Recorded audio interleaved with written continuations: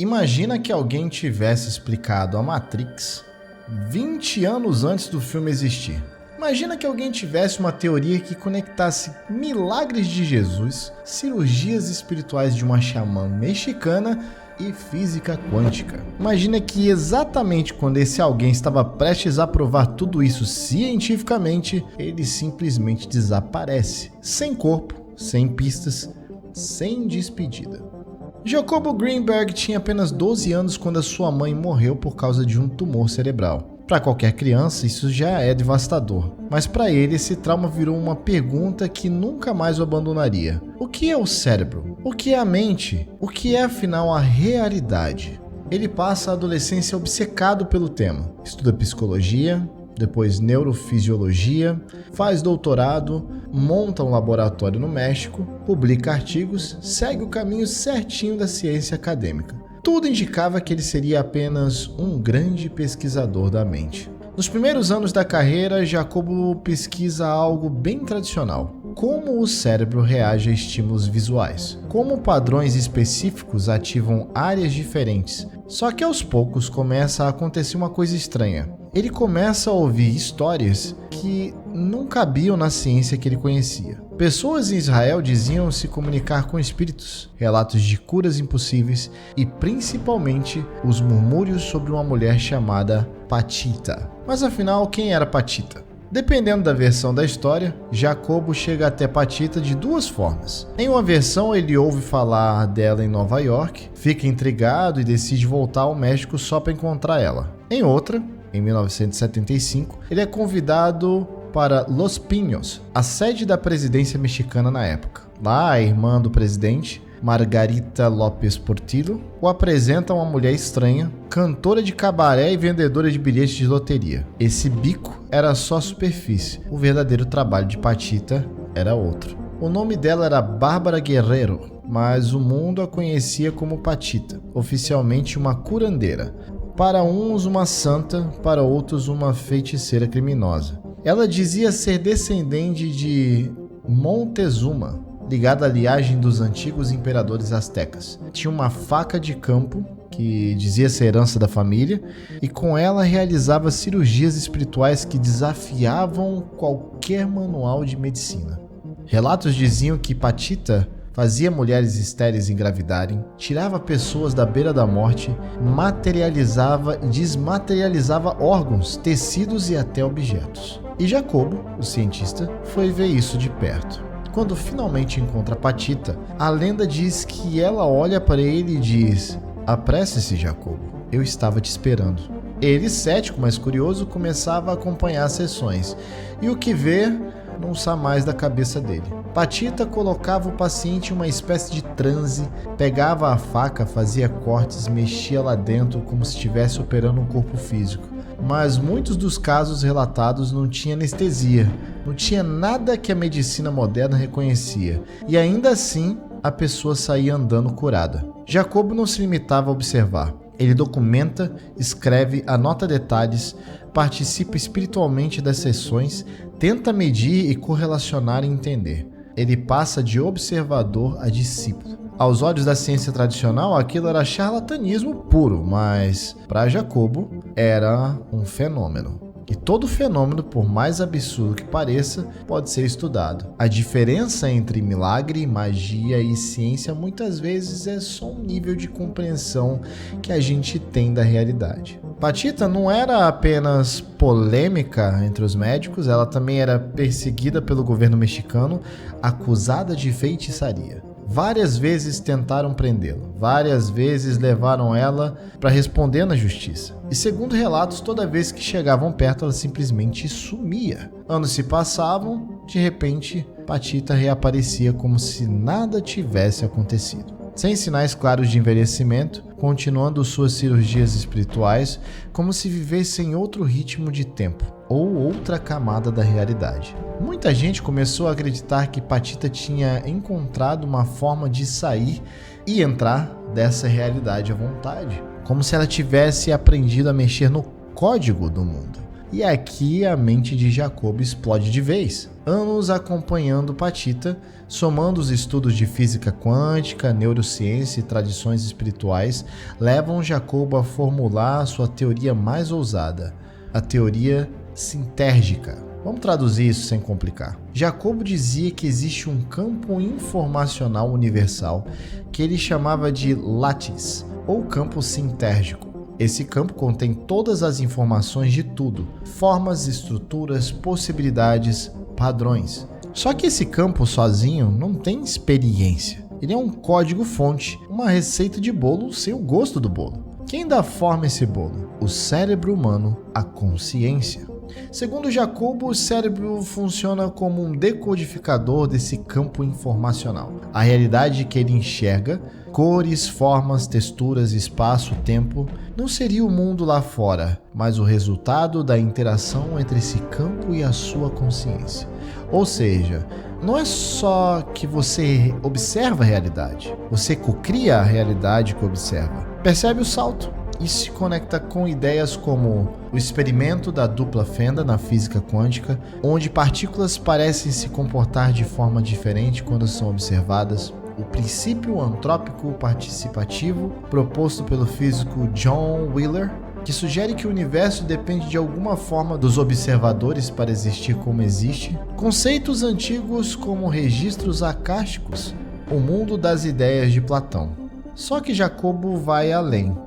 Ele diz que algumas pessoas como Patita, Buda, Jesus Cristo e outros seres de alta consciência não apenas leem esse código, mas conseguem escrever nele. E isso ecoa muito como uma ideia que sempre aparece. Milagre não é uma quebra das leis da realidade, é o uso de leis mais profundas que a gente ainda não compreende. Por tornar isso tudo mais compreensível, dá para imaginar a teoria sintérgica como o filme Matrix. A Matrix é um campo de informação, o código é a látex, o cérebro é o interpretador desse código. Pessoas como Neo são aquelas que conseguem acessar o código e alterá-lo. Jacobo, sem o filme existir ainda, já dizia exatamente isso. Vivemos em uma espécie de holograma informacional em que o que chamamos de realidade física é o resultado de processamento de informação por parte da consciência. E como bom cientista,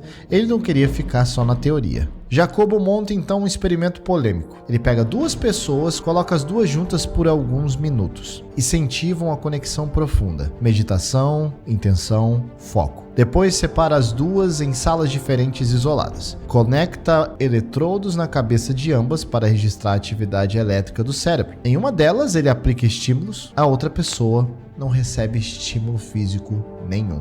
O que ele encontra? Segundo relatos em uma quantidade significativa de casos, algo em torno de 25%, as ondas cerebrais de ambos pareciam reagir ao mesmo tempo, como se o cérebro das pessoas que não recebeu o estímulo estivesse sentindo o que está sendo aplicado na outra. Jacobo chama esse fenômeno de potencial transferido. Para ele, isso era um indício de que mentes podem se entrelaçar. Existe um campo que conecta cérebros em tempo real. A famosa telepatia talvez seja só uma consequência natural de um campo de informação compartilhado. Hoje, conceitos como ressonância límbica, a ideia de que as emoções e os ritmos fisiológicos de duas pessoas podem se sincronizar, dão uma pista de como isso pode funcionar num nível mais aceitável pela ciência. Mas Jacobo queria ir além. Ele via isso como a pontinha do iceberg de algo muito maior. Enquanto a academia ria de Jacobo,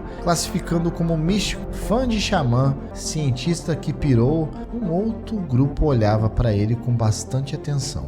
A CIA, a Agência Central de Inteligência dos Estados Unidos. Na época, a CIA tinha projetos secretos investigando visão remota, telepatia, experiências fora do corpo, guerra psíquica, Documentos desclassificados mostram que o nome de Jacobo Greenberg aparece entre os materiais estudados pela agência. Isso levanta uma pergunta incômoda. Se nada disso tivesse potencial real, por que uma agência de inteligência gastaria décadas e milhões de dólares investigando o tema? Jacobo sabia que seus experimentos ainda podiam ser criticados. Ele começa a planejar um experimento definitivo. Participantes meditadores em 2 continentes diferentes, todos monitorados com aparelhos de medição cerebral. Estímulos aplicados em um grupo, correlação instantânea medida no outro grupo. Nessa época, ele fala para sua filha que estava se preparando para ir para Katmandu, no Nepal, para uma série de meditações, mas na visão dele isso era só fachada. O objetivo real seria montar esse experimento em uma larga escala. Se desse certo, seria difícil negar. A teoria sintérgica ganharia uma prova poderosa. Mas esse experimento nunca aconteceu. Em 8 de dezembro de 1994, Jacobo Greenberg simplesmente desapareceu. Não aparece no trabalho, não vai à própria festa de aniversário, não deu notícias para a família, não há registros de saída dele do México, nem entrada no Nepal. Nada. Absolutamente nada. Oficialmente, ele passa a ser considerado desaparecido alguns dias depois. E começam a surgir relatos de supostos avistamentos de Jacobo pelo mundo. Mas quase todos são descartados. As pessoas não sabiam descrevê-lo direito, não conheciam sua história, apareciam mais pessoas em busca da recompensa do que realmente trazendo informações importantes. O caso cai nas mãos de um policial mexicano chamado Clemente Padilla, conhecido por solucionar casos difíceis. Ele faz o que a polícia deveria fazer: verifica passaportes, monitora fronteiras, checa registros de voos, cruza datas, nomes e documentos. Nada indica que Jacobo tenha saído legalmente do México, nem com identidade falsa, nem com outro nome. Também não há registros de entrada nele no Nepal. Isso restringe o mistério. Ou ele desapareceu em território mexicano, ou cruzou alguma fronteira terrestre de forma totalmente irregular. No meio da investigação surge uma pista diferente. Uma mulher morando em Boulder, Colorado, diz ter visto um homem idêntico a Jacobo andando na rua seguido por 2 homens de terno. Quando perguntaram como ela reconheceu, ela responde: "Eu vi a foto dele na revista Scientific American." Detalhe importante: ela conta que Jacobo parecia saber que estava sendo seguido e não tentava fugir. Padilla usa suas conexões e descobre algo ainda mais estranho. Os 2 homens de terno foram identificados como agentes da CIA. É nesse ponto que, para muitos, o caso muda de patamar. Você pensaria: pronto, agora é só o governo mexicano pedir explicações oficiais para si e tudo se resolve. Não foi isso que aconteceu. De repente, Padilla é retirado do caso sem explicação satisfatória, sua linha de investigação não é continuada, ele, convencido de que há forças maiores tentando abafar o assunto, pede demissão. Anos depois, em documentários sobre Jacobo, Padilla reaparece contando o que sabe, exibindo pistas que nunca foram oficialmente exploradas. Enquanto isso, outra personagem entra no centro das suspeitas: a esposa de Jacobo, Teresa Mendonça.